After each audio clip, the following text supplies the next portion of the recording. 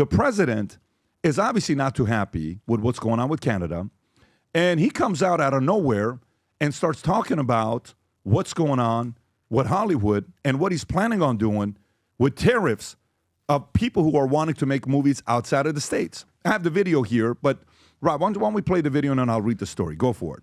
The movie tariffs. Yeah, the movie tariffs, what they've done is other nations have been stealing the movie-making capabilities from the United States. And I said to a couple of people, what do you think? I've done some very strong research over the last week. And we're making very few movies now. Hollywood is being destroyed. Now, you have an grossly incompetent governor that allowed that to happen. So I'm not just blaming other nations, but other nations, a lot of them, have stolen our movie industry. And I'm saying, if they're not willing to make a movie inside the United States, then we should have a tariff on movies that come in. And not only that, governments are actually giving big money. I mean, they're supporting them financially. So that's sort of a threat to our country in a sense. And you can pause that, Rob. By the way, do you realize him saying that? Privately, Ben Affleck watches that and says, good. Heck yeah. Okay, so that's one. Two, Rob, can you go to the Twitter, to his X that he put up, or Truth Social that he put up? Because he breaks it down fully on there. I don't know if you have it or not. If you have it, I'll let you look for it. It's just Trump said something about it? Yeah, he said so. U.S. President Trump announces 100%. There it is. The movie industry in America is dying in a very fast death. Other countries are offering all sorts of incentives to draw our filmmakers and studios away from the U.S. Hollywood and many other areas within the U.S. are being devastated. This is a concerted effort by other nations and therefore national security threat. It is, in addition to everything else, messaging and propaganda. Therefore, I'm authorizing the Department of Commerce and the U.S. Trade Representative to immediately begin the process of instituting a 100% tariff on any and all movies coming into our country that are produced in foreign lands. We want movies made in America again. By the way, who was it that said we don't do movies here anymore? We go to Ireland or we go to... It was the two podcasts. It was Rob Lowe. It was Rob Lowe, and who was the other one? An actor from Parks and Rec. He was the brother from Step Brothers. And they said that the fact that they make movies abroad because it's too expensive here. He goes, yeah, Rob, I put it in Slack somewhere like deep earlier in this time. If you just go to X and put Rob Lowe movies, Hollywood, he's basically saying it's cheaper for us to get a 100-man crew. So they may not be happy about this, though. Who though? The Rob Lowe. Well, I mean, he's not. He doesn't want to fly overseas. This is it right here. Interesting that you shoot the floor there. It's cheaper to bring 100 American people to Ireland than to walk across the lot at Fox. Right. Past the sound stages and do it there. Crazy. Do you think if we shot Parks right now, we would be in Budapest? You can pause it right there. We would. Tom, what are your thoughts on this? Well, first of all, why is it so expensive to walk across the lot at Fox and shoot a movie? Taxes in California, Probably Tom? the unions. Taxes and unions. No, but Tom, but hang on a second, Tom. This is my question. This is what I want clarity on. Okay, I got it. It's more expensive to walk across Fox.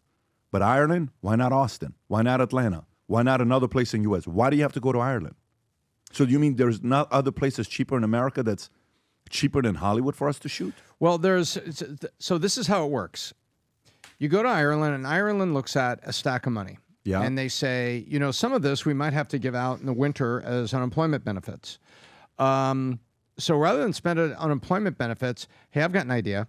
Why don't we give like 25% of it to a movie production company, and then they're going to pay a bunch of Irish people who are in the industry to be a grip, a cameraman, because we got people over here doing that. Of course, set and design. they do that. Now, they're going to bring their talent because there's not an Irish Brad Pitt. They're going to bring all the stars. But you know what? Let's do that.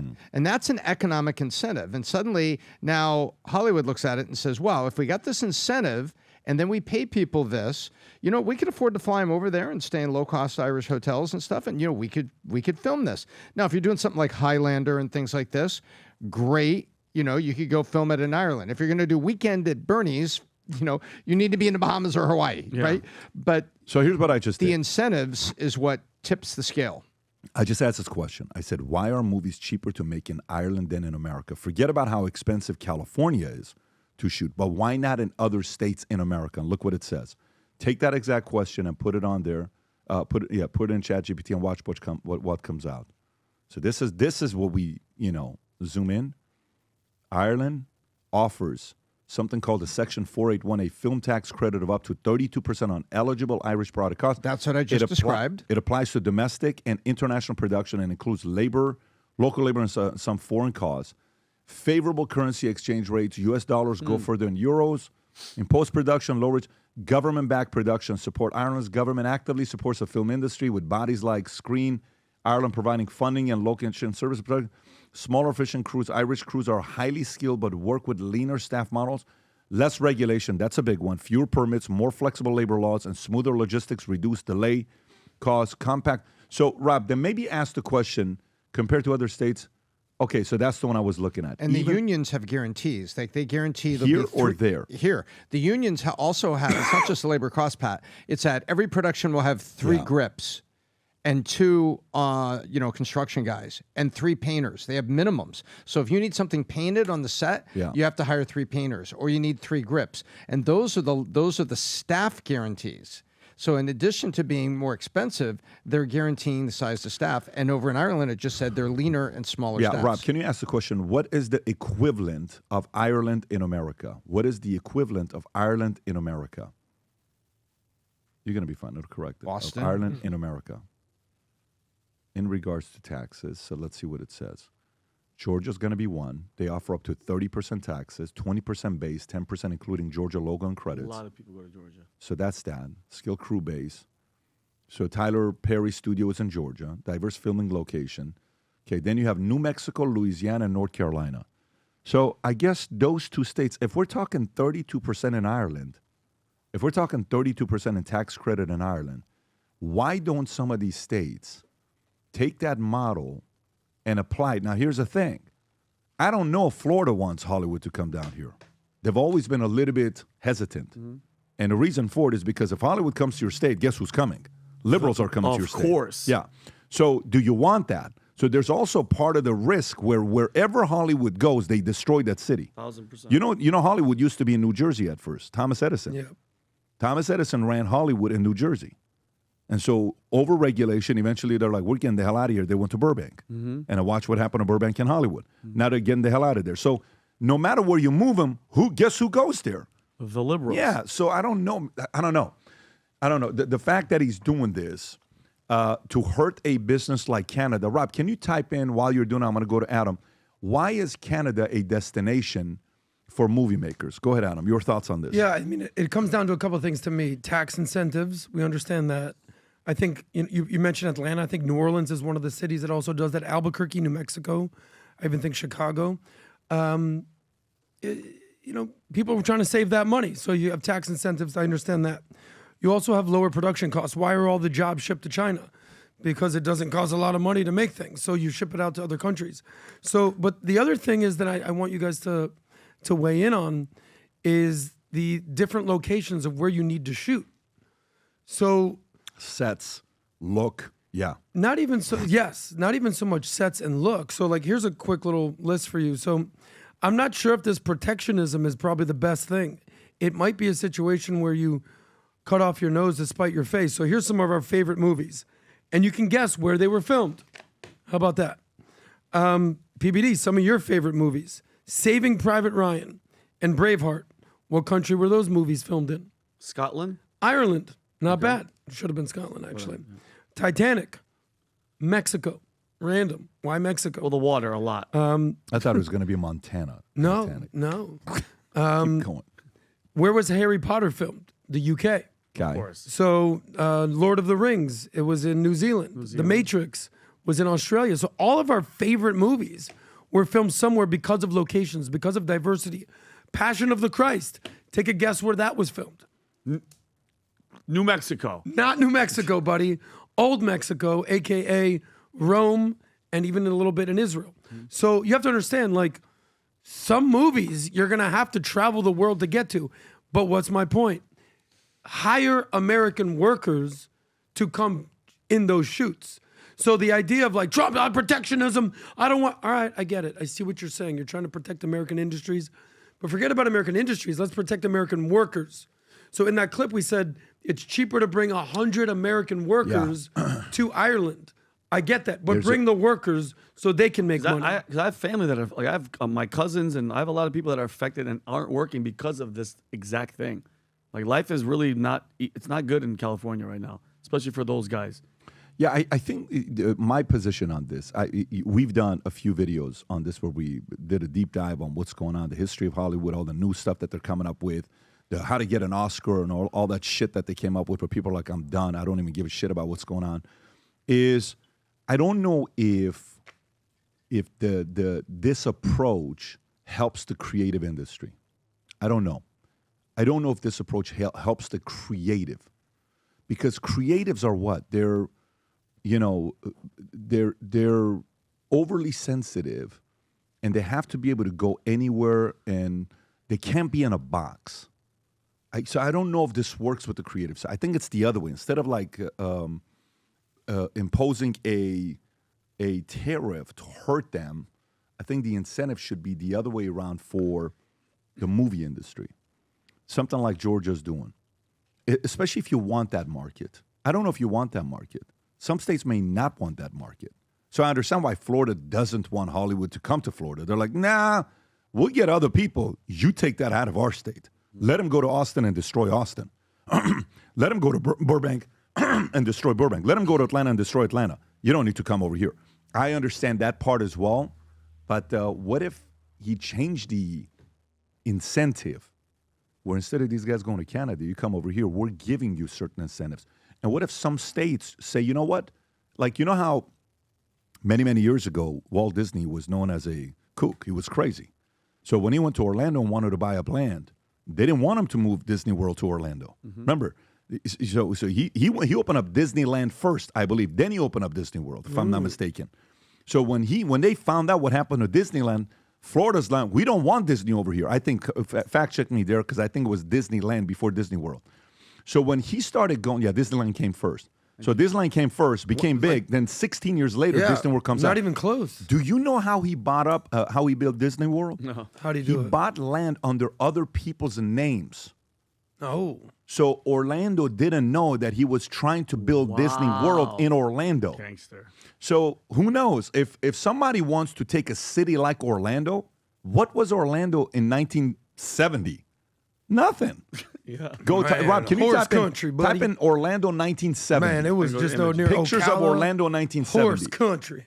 Orlando 1970 pictures. Not much going on, Papa. Let me see that. I mean, look. There it is. Look at that. That lake looks pretty good. Clean. Gators and Lake Okeechobee, crocodiles. Kissimmee. Anyways, Tom, final thoughts before we move on from the story. My curiosity is the president's tariff request just the movie industry, or it's also post-production? Because post-production blends with video game development. Post-production and video game development are very, very similar these days. That's a good point. And by the way, check this out. Yeah. Movie industry global, $73 billion. That's the global movie industry. Yeah. Video game industry, how big is that?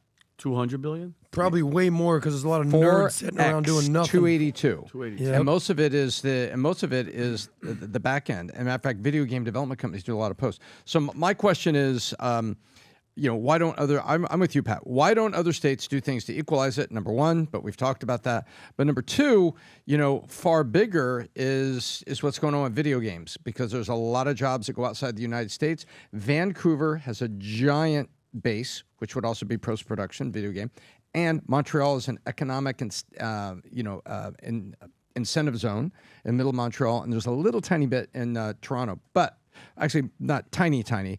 But Vancouver had one of the largest studios for EA. Madden Football was made in Vancouver, my understanding. Quick question for PBD. Just for the families out there, the parents out there. Tom just talked about video games. I know you were part of Jam Dat, everything with that. I'm talking about post-production as it relates to the movie industry and the talent. There's a ton of that in Canada. Copy that, Pat. Tom, do you let your kids play video games whenever they want? What's your protocol of video games? Because I have a stance on video games. I think it ruins kids if they do too much of it. How do you handle this? Listen, so I found out from Humberto that the world is furious because this game, where's that game, Rob? That Grand Theft Auto was supposed to come out early, and now they're saying it's not going to be coming out to 2026. What page is that on, Rob? Page 12. How are these kids going to survive with Grand Theft Auto 2024? So it's not going to be coming out till 2020, Grand Theft Auto. Apparently it's like a billion video game drop. It's going to be the biggest drop of all time when it comes down to a video game. This Grand Theft Auto now they're saying it's going to be May 26th of 2025 from its fall 2025 release, causing shares to drop nearly 7%. We support fully Rockstar Games taking additional time to realize their creative vision for Grand Theft Auto. Is it 11? What is that? What is V1? God. V1 is what? Is V1 version 6? 1? I don't know. No. 6. No. Which promises to be groundbreaking blockbuster entertainment experience. The delay pushes the game into fiscal 2027, impacting booking expectation, though. Wow. Take-Two expectation sequential increases in net bookings for fiscal 2026. Grand Theft Auto franchise Take-Two's crown jewel saw Grand Theft Auto 5 sold over 200 million copies since 2013. Damn. Oh, my God. Making it one of the best-selling video games ever. The first GTA trailer releases December 7th. The female lead drawn more than 100 million views in 24 hours. Okay. So, yeah, for me... What are these nerds going to do without this updated video game? I feel so bad for them. It is a big industry. For us... But what do you do with your kids? Listen, my son has a 79 in one of his grades. He hasn't played a single second of video game for the last 5 weeks. Good. If you have AC, you don't get any video games in the house. I love that. One, okay? So if you, and summer's coming here, by the way, if you go into the summer or Christmas with a C, you're not playing for summer, you're not playing for 3 months. And Tom's seen it, and Vinny's seen it. Oh, yeah. And it's a straight up. So for us, there's standards. And if then that means you have to read you have to watch documentaries every day, certain books you got to go through. But no. What did Ray Lewis say at the birthday party? Ray Lewis said, back in the days, parents used to do what with their kids? Remember when he said it was about love and something, and now we just hand them over a phone. He says, Yeah. what did he say? Do you remember what he said in his speech? Yeah, he was talking about love. He was talking about respect. These he was talking phones about are love basically and respect. raising these He says- kids. Yeah, he says, now all we're doing is hand them over the phone. You're like, hey, here's a phone for you. No, I think it's a tragedy. I think it's a mistake. I think adults are falling for it, let alone kids. So for me, you just got to create. A guy messaged me yesterday, a guy named Taylor. He knows who he is with Kingston. Good guy. And he says, hey, how do you get your kids to lock it in and keep reading the books and not play the video games? I said, it's not easy to do. It's a discipline that the father needs to keep. And unless if you change the incentives, nothing's going to change about it. You show them the Wedding Crashers, and they say, you lock it up. No, you lock it up. No, you lock it up. By the way, that's what needs to happen. You and Rob have some sick shoes on today, dog. You guys look good. Look at Rob's shoes, those on cloud, man, freaking amazing. Next week is Armed Forces Day, and we're celebrating folks who were in the military. I was in the Army. Vinny here was in the Air Force. And so we came out with these hats simply because of a lot of people were asking about it.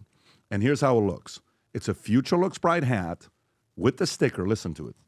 Oh, I love Isn't that that. awesome? And oh, what? So you see it says Future Looks Bright, but you get to put the USMC, Future Looks Bright, on there. We have it for Navy, Future Looks Bright. We have it for Army Green, Future bad. Looks Bright. I love that. They're all here. And then we also have the what do you call it? The shirts, Navy, Army, Air Force, Armed Forces that are there. Rob, what else do we have on there? Outside of that, we also have the new Angry Patriot. Vinny, show us what you got there. So we have the Angry Patriot bucket hat because we're in Florida. It's hot. The weather's going to start changing. Angry Patriot, Patriot in the front. The Future Looks Bright in the back. And if you get anything, if you get this or you get anything from the Angry Patriot collection, you get a free Angry Patriot mug. And this hat is ridiculous. That's pretty sick, by the way. I love it. No, That Put is that thing very, on, Vinny. very sick. Put that thing on, buddy. I And can't. FYI, Yeah. outside of that, you're going to get dog tags, Valuetainment dog tags that say that one. outwork, outstrategize, outimprove, and outlast for every order you place. But more importantly, we just want to say thank you to your service for everyone that served. I got a call from a guy yesterday telling me, he says, Pat, I'm out of the country in Europe.